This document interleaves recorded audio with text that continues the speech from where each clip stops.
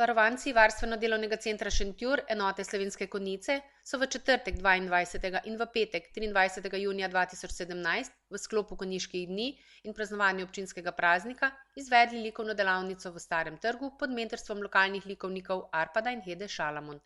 Vsaki dan je ustvarjala skupina 15 oseb, ki so z veseljem in zavzeto slikali podrobnosti iz stare mestne arhitekture, stebre, vrata, oboke, pri čemer jim ni ušlo zelenje na trgu in rože na oknih. Predstavljali so v tehniki akril na platno, njihove umetnine pa bodo na voljo na ogled na razstavi v Žički kartuziji.